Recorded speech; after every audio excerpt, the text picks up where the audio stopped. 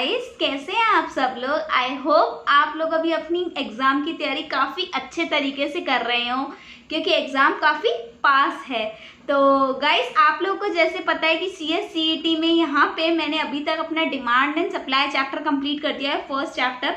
जो चीज़ इम्पॉर्टेंट मुझे लगती है कि फर्स्ट अटैम्प्ट है, कुछ भी आ सकता है, तो उसको मैंने हाईलाइट कर दिया है, इम्पॉर्टेंट को कलरिंग कर दिया है, तो आप लोग को इजीली सब कुछ मिल जाएगा। तो गाइस, आज स्टार्ट करते हैं हमारा सेकंड चैप्टर, जो कि है national income. Guys, national income पढ़ाने से पहले ना मैं कुछ कॉन्सेप्ट्स लाई हूँ, जिसको मैंने बेसिक कॉन्सेप्ट्स के नेम से दिया है, तो वो पहले कंप्लीट करते हैं फिर पढ़ते हैं, ठीक है। तो फर्स्ट है बेसिक कॉन्सेप्ट। दो कॉन्सेप्ट को मैंने एक साथ लिया है। पहला है हमारा कॉन्सेप्ट फैक्टर इनकम और ट्रांसफर इनकम। फैक्टर इनकम और ट्रांसफर इनकम, मैं बोल रही हूँ, मेरी बातों पे अच्छे से ध्यान देना, ठीक है। फैक्टर इनकम और ट्रांसफर इनकम। फैक्टर इनकम वो इनकम होती है जो हमने कमाई होती है। फैक्टर इनकम वो इनकम होती है जो हमने कमाई होती है। लाइक जरूरी नहीं है कमाने का मतलब कि आप ऑफिस जा रहे हो तो कमा रहे हो, या एक लेबर है वो मजदूरी कर रहा है तो ही कमा रहा है। फैक्टर इनकम का मतलब होता है या तो आपकी लैंड कमा रही हो, लैंड मतलब जमीन दे रखी हो आपने रेंट पे, और रेंट से उससे रेंट आ रहा हो, ठीक है। या फिर लेबर मतलब आप खुद जाके काम कर रहे हो, या फिर आपकी कैपिटल, आपने कहीं क्या पैसा लगा रखा है, वहां से इंटरेस्ट वगैरह आ रहा है, या प्रॉफिट आ रहा है, या डिविडेंड आ रहा है किसी कंपनी से, वो भी फैक्टर इनकम में आएगी। जरूरी नहीं है कि आप जाके कमाओ, तीन चीजों में से कोई भी कमा सकता है, लैंड, लेबर और कैपिटल, ठीक है। लेकिन ट्रांसफर इनकम वो इनकम होती है जो हमने कमाई नहीं होती, जो हमें फ्री मिलती है, लाइक गिफ्ट, ठीक है, लाइक है ना स्कॉलरशिप, ठीक है। तो एक बार रीडिंग मार लेते हैं meaning. It refers to income receive by factor of production for rendering factor services. उधर देख लेते हैं। It refers to the income receive without rendering any productive service in return. इसमें प्रोडक्टिव सर्विस देने की जरूरत नहीं होती। तो next, including in national income. Factor income national income में इंक्लूड होती है क्योंकि वो हम कमाते हैं। फैक्टर इनकम नेशनल इनकम में इंक्लूड होती है क्योंकि वो हम लोग कमाते हैं। लेकिन ट्रांसफर इनकम हम कमाते नहीं है, इसलिए वो इनकम नेशनल इनकम में और डोमेस्टिक इनकम दोनों में ही इंक्लूड नहीं होती। कॉन्सेप्ट, फैक्टर इनकम हम कमाते हैं तो वो क्या हुआ, अर्निंग कॉन्सेप्ट हुआ। फैक्टर इनकम हम कमाते हैं तो वो क्या हुआ, अर्निंग कॉन्सेप्ट हुआ। जबकि ट्रांसफर इनकम क्या होती है, रिसिट कॉन्सेप्ट होता है, वो हमें फ्री में मिलता है। रिसिट कॉन्सेप्ट होता है वो फ्री में मिलता है। रेसिपिटेंट कौन होगा फैक्टर इनकम में, it receive by factor of production. Factor of production से मिलेगा, लाइक लैंड हो गया, लेबर हो गया, या फिर कैपिटल हो गया, या एंटरप्राइज बोल सकते हो उसको, ठीक है। जबकि वहां पे थोड़ा सा हट गया, मैं रीड मार लेती हूँ। जनरली रिसीव बाय गवर्नमेंट और हाउस होल्ड। गवर्नमेंट और हाउस होल्ड, कोई हम लोग पढ़ रहे हैं, हम लोग घर में बैठे हैं पढ़ रहे हैं, ठीक है, तो हमें स्कॉलरशिप मिल गई। या अभी जैसे कोरोना वायरस आया तो गवर्नमेंट को पैसों की जरूरत पड़ी तो किसी वर्ल्ड बैंक ने हेल्प कर दी या दूसरी कंट्री ने हेल्प कर दी, दैट इज ट्रांसफर इनकम, ठीक है। ये गवर्नमेंट को मिलती है और हाउस होल्ड को मिलती है, बिजनेस को नहीं मिलती है, ठीक है। एग्जाम्पल देख लो, रेंट, लैंड से क्या मिलेगा, रेंट। अगर कोई लेबर है मजदूरी करने जाएगा तो उसको मिलेगा वेजेस। और अगर आप कोई पैसा लगाते हो इंटरेस्ट पे, ठीक है, कैपिटल लगाते हो तो इंटरेस्ट मिलेगा। वहां पे देख लेते हैं, स्कॉलरशिप फ्री होती है। ओल्ड एज पेंशन मिलती है। ओल्ड एज पेंशन किसको मिलती है, जो एक एज के बाद हो जाते हैं तो उनको कुछ पैसे गवर्नमेंट खुद देती है फ्री में। अनएम्प्लॉयमेंट अलाउंसेस, अगर कोई ऐसा पर्सन है जो जॉब नहीं कर रहा, 25 ईयर्स का एज हो गया है और अभी भी जॉब नहीं कर रहा, पढ़ रहा है, तो ऐसे में उसको अनएम्प्लॉयमेंट अलाउंसेस गवर्नमेंट से मिलते हैं। अब आ जाते हैं नेक्स्ट, सेकेंड टर्म है हमारी फाइनल गुड और इंटरमीडिएट गुड्स।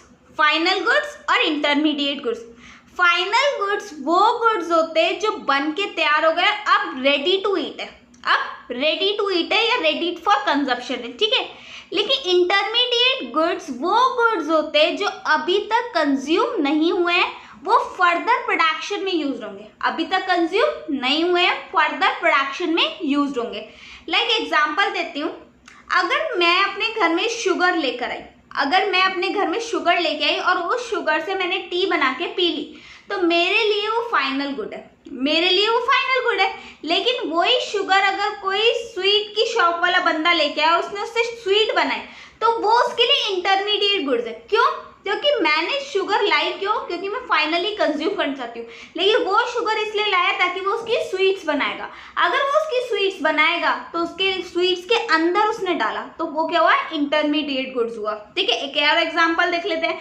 मैं मिल्क लाई पीने के लिए, ठीक है, तो पी गई ला के दूध, ठीक है, तो वो क्या हुआ, मेरे लिए फाइनल गुड हुआ। लेकिन अगर कोई टी की शॉप वाला बंदा है, वो मिल्क लाया टी बना के बेचने के लिए, चाय वाले होते हैं ना रास्ते में, तो वो क्या करा, चाय बना के बेचेगा उस दूध से, तो वो क्या हुआ, उसके लिए इंटरमीडिएट गुड्स हुआ। ठीक है, तो आ जाओ, it refers to those goods, meaning, ठीक है, पहला it refers to those good which are use either for consumption और फॉर इन्वेस्टमेंट। इन्वेस्टमेंट कैसे, हम लोगों ने कहीं एक एग्जाम्पल बताते हैं इन्वेस्टमेंट का, बहुत अच्छा एग्जाम्पल है, और काफी बार हम लोग कंफ्यूज होते हैं कि ये इंटरमीडिएट गुड्स है या फिर फाइनल गुड है। कोई कंपनी है XYZ लिमिटेड, ठीक है, एक कंपनी है XYZ लिमिटेड, ठीक है, अब वो कंपनी क्या करती है, मैगी जैसी नूडल्स बनाती है। क्या बनाती है, मैगी जैसे नूडल्स बनाती है। अब मैगी जैसे नूडल्स बनाने के लिए वो एक मशीन लेकर आई। क्या लेके, मशीन लेके, तो मशीन में उसने क्या डाला, मैदा डाला, सूजी डाली और बहुत सारे इंग्रेडिएंट्स डाले और नूडल्स बनके बाहर है। जो उसने इंग्रेडिएंट्स डाले वो तो हुए इंटरमीडिएट गुड्स, वो तो क्या हुए, इंटरमीडिएट गुड्स हुए। क्यों इंटरमीडिएट गुड्स हुए, क्योंकि उन इंग्रेडिएंट्स से हम लोगों ने नूडल्स बनाए, ठीक है, लेकिन जो मशीन यूज की गई ना, जो मशीन यूज की गई उस चीज को बनाने के लिए, वो फाइनल गुड्स है, क्योंकि नूडल्स के अंदर आपको मशीन का पार्ट नहीं दिखेगा। इसको बोलते हैं इन्वेस्टमेंट। बड़ी बड़ी कंपनी जब मशीन लेती है, कोई भी प्लांट एंड मशीनरी लगाती है फर्दर प्रोडक्शन के लिए, वो फाइनल गुड्स है, उसके लिए इंटरमीडिएट गुड्स नहीं है। रीजन इसलिए क्योंकि उस प्रोडक्ट में वो मशीन नहीं होती, ठीक है, वो मशीन तो हम लोग अपने फैक्ट्री के लिए ही लाते हैं। ठीक है, तो आगे दोनों बातें से, आइदर फॉर कंजप्शन, कंज्यूमर लाया कंज्यूम कर दिया, ठीक है, और इन्वेस्टमेंट भी आ गया होगा। इंटरमीडिएट गुड्स देखते हैं, it refers to those good which are use either for resale. Example ले लेते हैं रीसेल का भी। रीसेल कैसे, मान लो सरस यहाँ पे है जो कि मिल्क बनाती है, सरस जो है कंपनी वो मिल्क बनाती है, या अमूल है मिल्क बनाती है। अब अमूल के पैकेट्स अमूल की फैक्ट्री से पैक होके आते हैं, ठीक है, लेकिन जब वो दूध की डेयरी पे आते हैं, दूध की डेयरी पे आते हैं, तो डेयरी वाला उसमें कुछ नहीं करता, वो सिर्फ आगे बेचता है, लेकिन फिर भी उसके लिए वो इंटरमीडिएट गुड्स है, क्योंकि उसने उस पर प्रॉफिट कमाया, फर्दर रीसेल किया उसको, ठीक है। और फॉर फर्दर प्रोडक्शन, तो मैंने आपको एग्जांपल दिया ही था, लाइक शुगर से स्वीट्स बनाई गई, तो फर्दर प्रोडक्शन हुआ, उसमें कुछ नई चीज बन गई। याद रखना, मैंने इसलिए हाईलाइट और बोल्ड करा हुआ है, क्या बोला उसने, कंजप्शन के लिए और इन्वेस्टमेंट के लिए, और उधर क्या बोला इंटरमीडिएट में, रीसेल के लिए या फिर फर्दर प्रोडक्शन के लिए, ठीक है। क्या फाइनल गुड्स नेशनल इनकम और डोमेस्टिक इनकम में इंक्लूड होता है, बिल्कुल होगा, क्योंकि वो फाइनल गुड्स है और वो हमारी कंट्री की प्रोडक्शन है, ग्रॉस डोमेस्टिक प्रोडक्ट को बढ़ाएगा, लेकिन इंटरमीडिएट गुड्स नहीं इंक्लूड होगा। रीजन ध्यान से सुनना, अगर शुगर से हम लोग स्वीट बना रहे हैं, ठीक है, तो शुगर मान लो आती है 40 रुपीज केजी, तो जब वो शुगर 40 रुपीज केजी की शुगर स्वीट्स में डलेगी, तो क्या स्वीट में उसकी वैल्यू एड दी होगी, बिल्कुल होगी वैल्यू एड। जो शुगर है, मिल्क है, इन सबसे मिलके ही तो स्वीट बनेगी, और वो स्वीट में उन सबकी वैल्यू ऑलरेडी ऐड होगी। तो अगर मैंने उन शुगर और मिल्क को जो कि स्वीट में डलने वाले हैं, अगर उनको मैंने अलग से वैल्यू दे दी, तो डबल बार ऐड हो जाएगी। डबल बार कैसे, स्वीट्स में भी ऐड हो गई और अलग से भी ऐड हो गई। इसीलिए हम स्वीट की वैल्यू ले लेंगे, क्योंकि वो फाइनल गुड है, वो डायरेक्टली हम लोग ले लेंगे और उसमें सब कुछ इंक्लूडेड है। तो इंटरमीडिएट गुड्स कभी भी नेशनल इनकम या फिर डोमेस्टिक इनकम में इंक्लूड नहीं होता, ठीक है। फाइनल गुड इंक्लूड होता है, इंटरमीडिएट और ये इंटरमीडिएट गुड्स नहीं इंक्लूड होता, ठीक है।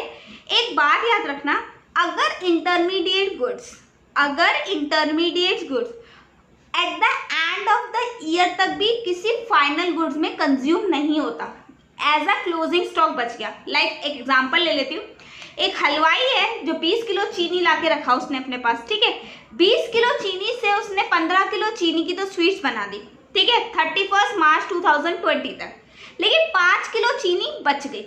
अभी 5 किलो चीनी बच गई, वो कंज्यूम नहीं हुई ना, वो कंज्यूम नहीं हुई, इसका मतलब उसकी वैल्यू फाइनल गुड में गई भी नहीं होगी, तो तब वो इंक्लूड होगी। जब उसकी वैल्यू फाइनल गुड में चली गई तो इंक्लूड नहीं होगा, लेकिन at the end of the year अगर वो क्लोजिंग स्टॉक के रूप में बच जाता है, इसका मतलब उसकी वैल्यू फाइनल गुड में नहीं गई, तब वो ऐड होगी।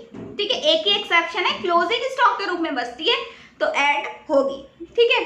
डिमांड, इंटरमीडिएट गुड्स की डायरेक्ट डिमांड होती है। मुझे चीनी चाहिए, मैं चीनी बोल के ही तो लेके आऊंगी, क्योंकि मुझे चीनी चाहिए, मुझे मिठाई नहीं चाहिए, स्वीट नहीं चाहिए, शुगर चाहिए, तो मैं गई और मैंने बोला कि मुझे 1 kg शुगर दे दो, उन्होंने उठा के दे दी, डायरेक्टली है। लेकिन इंटरमीडिएट गुड्स की डिमांड ड्राइव्ड है, लाइक ज्यादा शुगर की डिमांड या कब होती है, ज्यादा मिल्क और शुगर की डिमांड कब होगी, दिवाली के टाइम पे। क्यों? दिवाली के टाइम पे स्वीट्स की डिमांड होती है, तो स्वीट्स की वजह से जो उसमें इंग्रेडिएंट यूज हो रहा है उसकी डिमांड हुई। तो जो इंग्रेडिएंट्स फाइनल गुड्स में यूज होते हैं वो किसकी वजह से आते हैं, फाइनल गुड्स की वजह से। तो उसकी डिमांड किस पे डिपेंड है, फाइनल गुड्स की डिमांड पे डिपेंड है। तो ये डिराइव्ड हुआ कि नहीं हुआ, फाइनल। अगर मुझे चीनी चाहिए, मुझे घर के लिए चीनी चाहिए, मैंने डायरेक्ट मांगी, वो डायरेक्ट डिमांड हुई, लेकिन मिठाई बनाने के लिए चीनी चाहिए, वो डिराइव्ड हो गई। ठीक है। वैल्यू एडिशन, मुझे चीनी चाहिए, मैं 40 रुपीज kg की चीनी लेकर आ गई। ठीक है, लेकिन वहां पे इंटरमीडिएट गुड्स में वैल्यू ऐड होती है। कैसे ऐड होती है, वो 40 रुपए की चीनी मिठाई में जाएगी, वो मिठाई हो जाएगी 400 रुपए किलो, 500 रुपए किलो। तो क्या वैल्यू ऐड हुई नहीं हुई, वैल्यू बढ़ी कि नहीं बढ़ी। तो फाइनल गुड्स की वैल्यू नहीं ऐड होती, no value addition, point number 4। ठीक है, लेकिन इंटरमीडिएट गुड्स की वैल्यू एडिशन होती है, they are not ready for use, some value will be added for intermediate goods. ठीक है।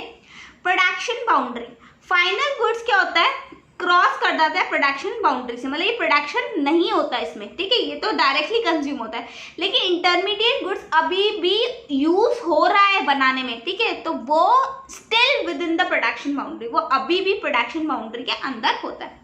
एग्जाम्पल देख लो, वही आ गया मिल्क परचेज कर रहा है हाउस होल्ड, और वहां पे आ गया मिल्क परचेज कर रहा है डेयरी वाला फॉर रीसेल। आगे अच्छे से एक कॉन्सेप्ट बहुत अच्छे से याद रखना है, फाइनल गुड्स इंक्लूड होता है डोमेस्टिक इनकम में भी और नेशनल इनकम में, लेकिन इंटरमीडिएट गुड्स नहीं होता, सिर्फ एक एक्सेप्शन पे होता है, अगर वो क्लोजिंग स्टॉक के रूप में बच गया तो। अब कुछ कॉन्सेप्ट्स पॉइंट के रूप में आए, 2 मैंने डिफरेंसेस बता दिए अच्छे से, अब कुछ पॉइंट्स है। ग्रॉस इन्वेस्टमेंट, ग्रॉस इन्वेस्टमेंट क्या होता है, लाइक एग्जांपल लेती हूँ गाइस, मैं कार लेकर आई, कार में लाई 10 लाख रुपए की। ठीक है, कार कितने की आई, 10 लाख रुपए की आई। तो 10 लाख रुपए मैंने कार को में लगाए, क्या 2 साल बाद भी उसकी वैल्यू 10 लाख ही रहेगी क्या, नहीं, क्यों नहीं रहेगी, क्योंकि कार चलेगी, रोड पे चलेगी तो एक्सीडेंट भी होगा, थोड़ा टूटेगी भी सही। ठीक है, कहीं स्क्रैच भी आ जाएंगे, कहीं है ना कहते नॉर्मल बाहर पड़ी रहेगी तो बारिश आएगी तो अभी भी खराब होगी। तो ऐसे में उसकी वैल्यू क्या होगी, डेप्रीशिएट होगी। क्या होगी, डेप्रीशिएट होगी। ठीक है, तो 10 लाख की कार कितने रुपए की हो जाएगी, वो 7 लाख रुपए की हो जाएगी। 10 लाख की कार क्या हो जाएगी, 7 लाख रुपए की हो जाएगी। और इस कॉन्सेप्ट को हम बोलते हैं डेप्रीसिएशन, कि हम जो असेट लगाते हैं स्टार्टिंग में वो धीरे धीरे खराब होने लगती है और उसकी वजह से उसकी वैल्यू गिरती है, और जो गिरती है वैल्यू उसको बोलते हैं डेप्रीसिएशन। तो ग्रॉस इन्वेस्टमेंट और नेट इन्वेस्टमेंट में एक चीज का डिफरेंस होता है। पहले ग्रॉस इन्वेस्टमेंट लेते हैं। ग्रॉस इन्वेस्टमेंट मतलब जो 10 लाख की कार में लाई, ठीक है, तो gross investment is addition to the stock of capital, जो आपने एडिशन किया, मतलब कोई इन्वेस्टमेंट किया बिफोर अलाउंसेस फॉर डेप्रिसिएशन, लेकिन अभी तक उसमें से डेप्रिसिएशन माइनस नहीं हुआ है। नेट इन्वेस्टमेंट देख लेते हैं, the actual addition made by the capital. Actual कैसे होगा, 10 लाख की कार है, ठीक है, 3 लाख का डेप्रिसिएशन लग गया, तो एक्चुअल तो 7 लाख की है ना आज। तो नेट इन्वेस्टमेंट कैसे निकलेगा, ग्रॉस इन्वेस्टमेंट माइनस डेप्रिसिएशन। बहुत इंपॉर्टेंट कॉन्सेप्ट है, ग्रॉस इन्वेस्टमेंट माइनस डेप्रिसिएशन निकल जाएगा नेट इन्वेस्टमेंट। एक गाइस बात ध्यान से सुनना, जब हमें नेट इन्वेस्टमेंट निकालना होता है तो मैं ग्रॉस से नेट में जा रही हूँ, तो क्या करूंगी, माइनस डेप्रिसिएशन। ग्रॉस इन्वेस्टमेंट से नेट इन्वेस्टमेंट पे गई तो क्या करूंगी, माइनस डेप्रिसिएशन। लेकिन अगर मुझे पता करना है कि मैंने कार ली कितने की थी, तो 7 लाख आज नेट इन्वेस्टमेंट है और 3 लाख का डेप्रिसिएशन, तो ग्रॉस इन्वेस्टमेंट हुआ 10 लाख का। कैसे करूंगी, अगर नेट इन्वेस्टमेंट से ग्रॉस इन्वेस्टमेंट पे जाना है तो प्लस डेप्रिसिएशन, वापस ग्रॉस इन्वेस्टमेंट से नेट पे आना है तो माइनस डेप्रिसिएशन, नेट से वापस ग्रॉस पे जाना है तो प्लस डेप्रिसिएशन। बहुत इंपॉर्टेंट कॉन्सेप्ट है, याद रखना। आगे डेप्रिसिएशन का मतलब होता है it refers to fall in the value of asset, asset की वैल्यू गिरना, ठीक है।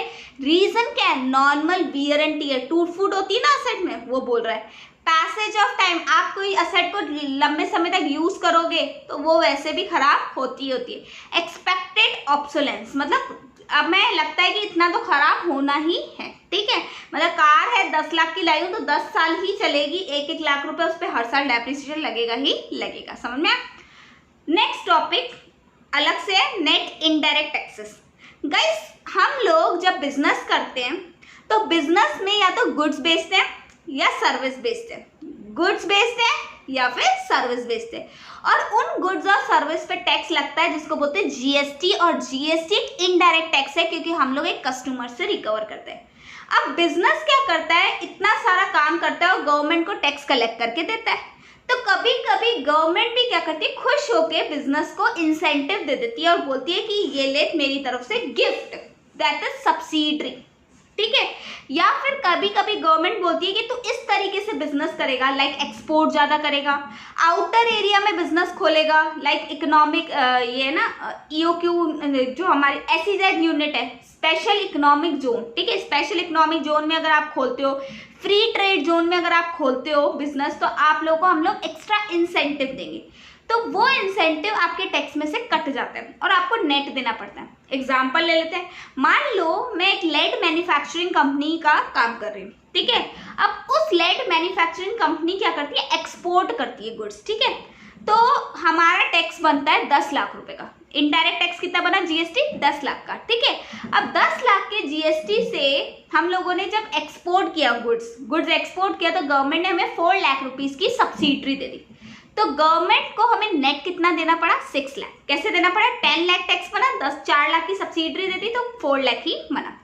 तो it refers to difference between indirect taxes and subsidy, क्योंकि नेट वर्ड यूज किया है, नेट मतलब एक्चुअल में हमने कितना पे किया। तो नेट इनडायरेक्ट टैक्सेस कैसे निकलता है, indirect taxes minus subsidy, indirect taxes minus subsidies.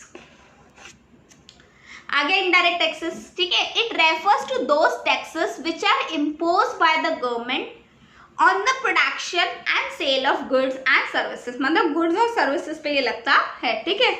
Income tax direct होता है और जो ये जीएसटी वगैरह वो इनडायरेक्ट टैक्स होता है। सब्सिडरी क्या होती है, it refers to financial assistance, financial assistance मतलब फाइनेंशियली हेल्प हो गई, गिवन बाय द गवर्नमेंट। कौन दे रहा है, गवर्नमेंट दे रहा है, किसको, to an enterprise on the production of certain commodity. आप ऐसा काम करोगे तो आपको वो सब्सिडरी मिलेगी, क्लियर।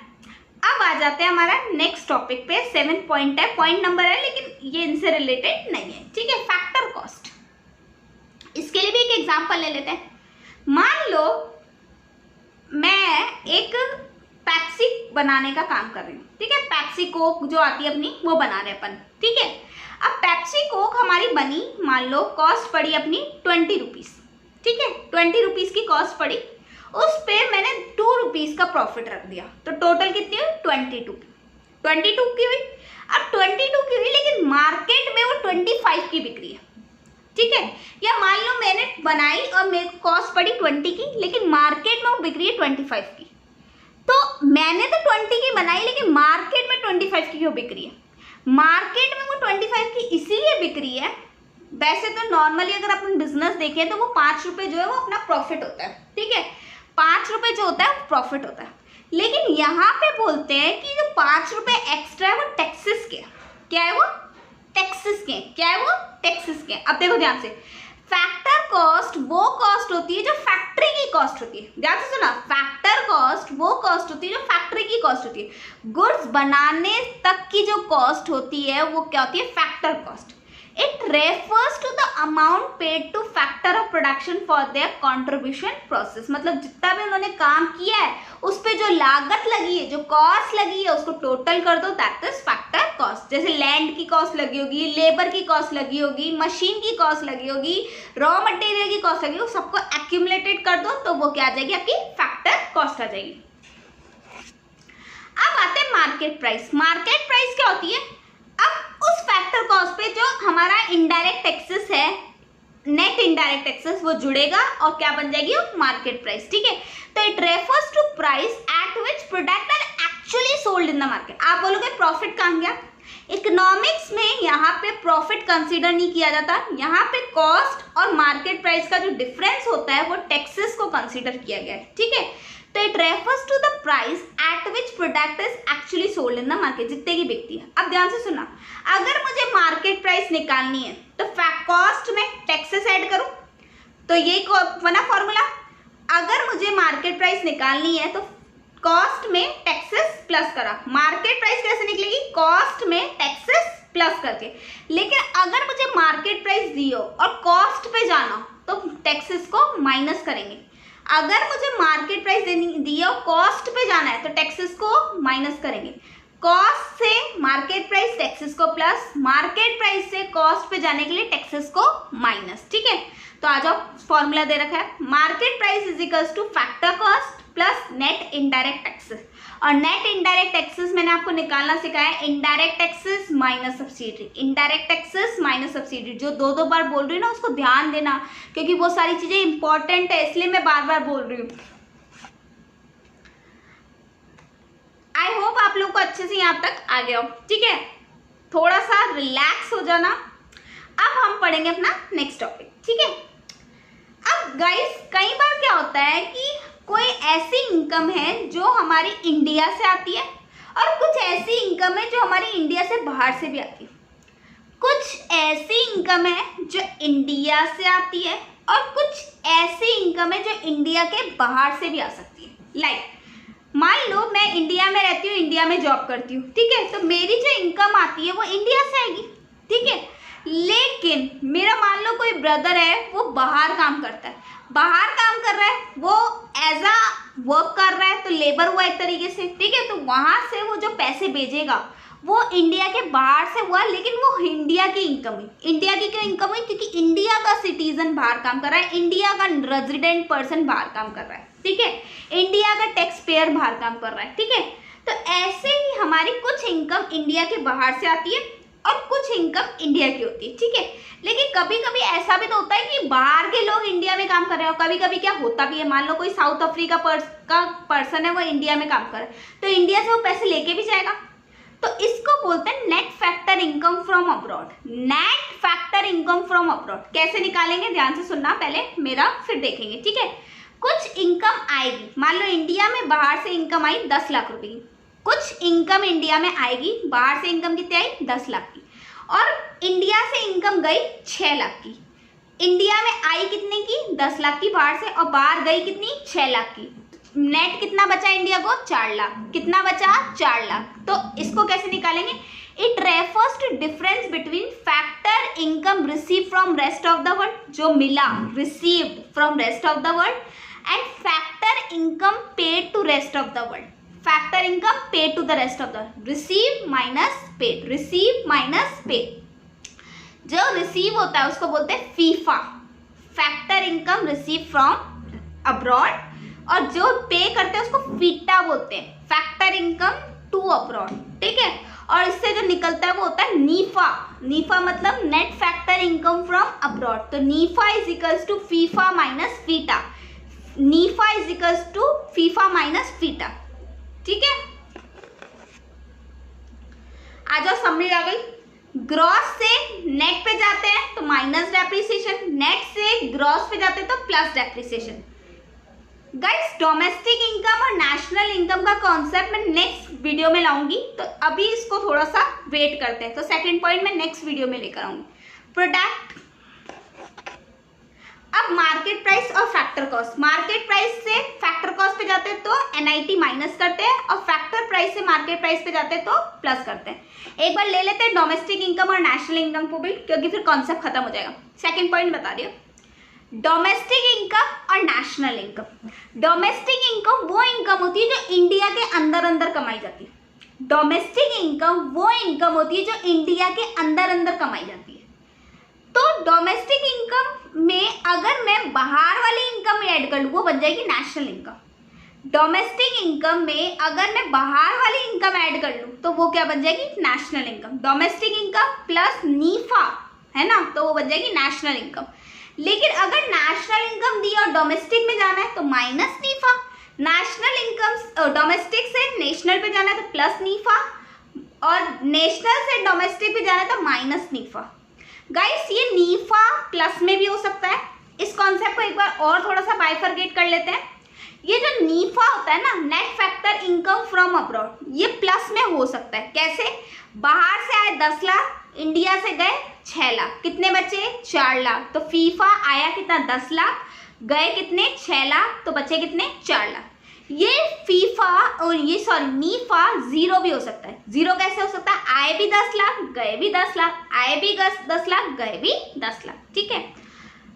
ये नीफा माइनस में भी हो सकता है, नेगेटिव भी जा सकता है। आए 8 लाख गए 12 लाख, आए 8 लाख गए 12 लाख, तो माइनस का 4 लाख हो जाएगा। तो ये प्लस भी हो सकता है नीफा, माइनस भी हो सकता है और जीरो भी हो सकता है। गाइस आप लोगों को क्वेश्चन आई थिंक नहीं आएगा, 12th में आप लोगों ने किया होगा, लेकिन कई बार प्रैक्टिकल पूछ ले हो सकता है, तो याद रख लेना ग्रॉस से नेट पे गए और डोमेस्टिक से नेशनल पे गए। और देखो आप लोग के कॉन्सेप्ट को मैं अच्छे से एक बार एग्जाम्पल वाइज ले लेती हूँ।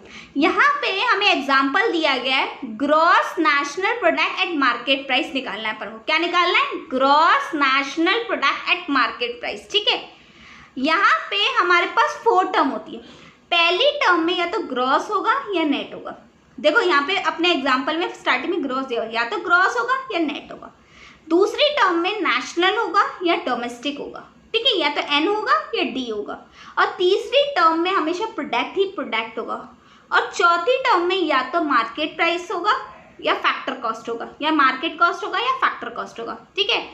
पहली प्रोडक्ट में ग्रॉस या नेट होगा, दूसरी प्रोडक्ट में नेशनल या डोमेस्टिक होगा, तीसरी में प्रोडक्ट ही रहेगा, चौथी में मार्केट प्राइस या फैक्टर कॉस्ट होगा। अब देखो यहाँ पे अपन को निकालना क्या है, GNP एट MC निकालना है, ठीक है। अपन को दिया हुआ क्या है, GNP एट FC दिया हुआ है, ठीक है। तो GNP एट FC दिया हुआ है, तो अपन क्या करेंगे, इसमें इजिकल्स टू गलत जगह आ गया है तो थोड़ा सा देखना, ठीक है। इजिकल्स टू गलत जगह आ गया है, GNP एट FC दिया हुआ है अपन को, ठीक है। अब अपन को क्या करना है, ग्रॉस से नेट पे गए, मतलब बस ये एक चीज ध्यान रखना, ग्रॉस से नेट पे गए तो माइनस डेप्रिसिएशन, नेट से ग्रॉस पे आए तो प्लस डेप्रिसिएशन, नेशनल से डोमेस्टिक गए तो प्लस, डोमेस्टिक से नेशनल गए प्लस NFIA, अगर डोमेस्टिक से नेशनल गए तो माइनस NFIA। तीसरा प्रोडक्ट होगा, चौथा होगा या तो फैक्टर कॉस्ट या मार्केट प्राइस। तो फैक्टर कॉस्ट से मार्केट प्राइस पे गए तो क्या करेंगे, plus indirect net indirect taxes, और अगर मार्केट प्राइस से फैक्टर कॉस्ट पे गए तो minus indirect taxes, net indirect taxes. लो आ ही गया कॉन्सेप्ट, ठीक है।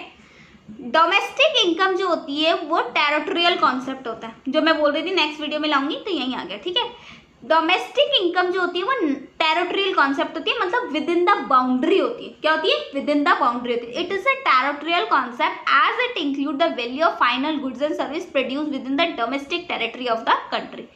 लेकिन नेशनल इनकम क्या होता है, नेशनल कॉन्सेप्ट होता है, मतलब यहाँ पे इंडिया में रह के कमा रहे वो भी और बाहर जाके कमा रहे वो भी। तो it is a national concept it is include the value of final goods and services produce the entire country, ठीक है। कैटेगरी ऑफ प्रोड्यूसर, यहाँ पे क्या होंगे, it consider all producer with in the domestic territory, मतलब एक boundary तक होंगे। It consider all producer who are normal resident, जो इंडिया के रेजिडेंट है, चाहे वो इंडिया में कमाए चाहे वो बाहर कमाए। Nipah, net factor income from abroad, ठीक है, क्या डोमेस्टिक में इंक्लूड होगा? नहीं होगा, क्योंकि वो इंडिया में नहीं आता, बाहर की इनकम है। क्या नेशनल में इंक्लूड होगा? बिल्कुल होगा, यहीं से एमसीक्यूज बन के आते हैं। तो गाइस आई होप आप लोग को बेसिक कॉन्सेप्ट्स काफी अच्छे तरीके से समझ में आए हो। गाइस अगर आप लोग को मेरी वीडियोस अच्छी लग रही है तो प्लीज को लाइक कीजिए, शेयर कीजिए and subscribe the channel. Thank you.